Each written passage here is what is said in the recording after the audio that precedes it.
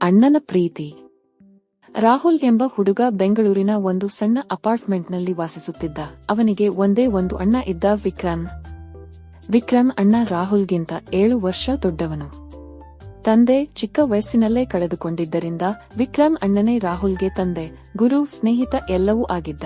Rahul engineering ಕಾಲೇಜಿನಲ್ಲಿ ಕೊನೆಯ ವರ್ಷದ ವಿದ್ಯಾರ್ಥಿ. ಅವನ ಕಾಲೇಜಿನಲ್ಲಿ ಒಬ್ಬಳು ಹುಡುಗಿ, ಪ್ರಿಯಾ. ಮೊದಲ ದಿನವೇ ರಾಹುಲ್ ಅವಳನ್ನು ನೋಡಿ ಮರುಳಾಗಿದ್ದ.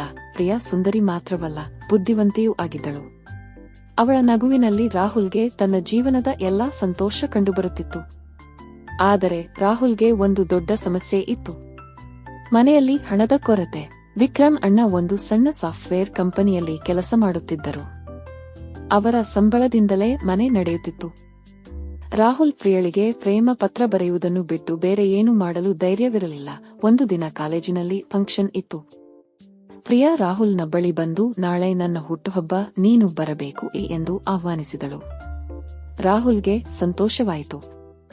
ಆದರೆ ಅವನ ಬಳಿ ಉಡುಗೊರೆ ಕೊಡಲು ಹಣವಿರಲಿಲ್ಲ. ಮನೆಗೆ ಬಂದು ಎಲ್ಲ ಹೇಳಿದ. ವಿಕ್ರಮ್ ಅಣ್ಣ ಮೌನವಾಗಿ ಕೇಳುತ್ತಿದ್ದರು. ಆ ರಾತ್ರಿ ವಿಕ್ರಮ್ ಅವರ ಕಂಪ್ಯೂಟರ್ ಮುಂದೆ ಕುಳಿತು ರಾತ್ರಿ ಇಡೀ ಕೋಡಿಂಗ್ ಮಾಡಿದರು.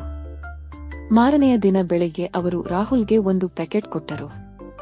ಇದು ಪ್ರಿಯಳಿಗೆ ಉಡುಗೊರೆ, ನೀನು ಕೊಡು ಎಂದರು.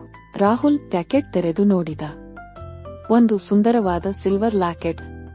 ಅದರಲ್ಲಿ ರಾಹುಲ್ ಮತ್ತು ಪ್ರಿಯಳ ಫೋಟೋ ಇರಲಿಲ್ಲ. ಬದಲಿಗೆ ಒಂದು ಸಣ್ಣ ಗುಲಾಬಿ ಹೂವಿನ ಚಿತ್ರವಿತ್ತು. ಲಾಕೆಟ್ ಬೆಲೆಯು 5,000ಕ್ಕಿಂತ ಹೆಚ್ಚಿತ್ತು. ಅಣ್ಣ, ಇಷ್ಟು ಹಣ ಎಲ್ಲಿಂದ? ರಾಹುಲ್ ಕಣ್ಣುಗಳಲ್ಲಿ ನೀರು ಬಂದಿತು. ವಿಕ್ರಮ್ ಅಣ್ಣ ನಗುತ್ತಾ ಹೇಳಿದರು, ನಿನ್ನ ಅಣ್ಣನಿಗೆ 1 ತಿಂಗಳ ಸಂಬಳದ ಮುಂಗಡ ಕೇಳಿದೆ.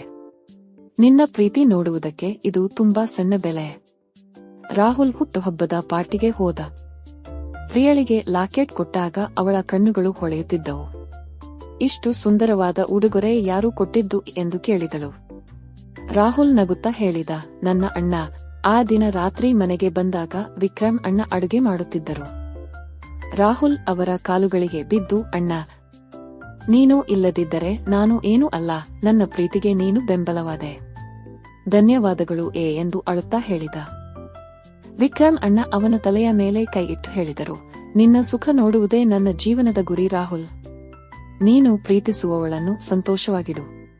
ಅದೇ ನನ್ನ ಪ್ರೀತಿ. ಆ ದಿನದಿಂದ ರಾಹುಲ್ಗೆ ಅರ್ಥವಾಯಿತು, ಪ್ರೀತಿ ಎಂದರೆ ಕೇವಲ ಹುಡುಗನ ನಡುವಿನ ಭಾವನೆಯಲ್ಲ. ಅದು ಅಣ್ಣನು ತನ್ನ ಸಂಬಳ ಕಡಿಮೆ ಮಾಡಿಕೊಂಡು ರಾತ್ರಿ ಜಾಗರಣೆ ಮಾಡಿ ತನ್ನ ತಮ್ಮನ ಪ್ರೀತಿಯನ್ನು ಪೂರೈಸುವಲ್ಲಿ ಇರುವುದು. ಅಣ್ಣನ ಪ್ರೀತಿ, ಅದು ಯಾವುದಕ್ಕೂ ಸರಿಸಾಟಿಯಿಲ್ಲದ ಪ್ರೀತಿ.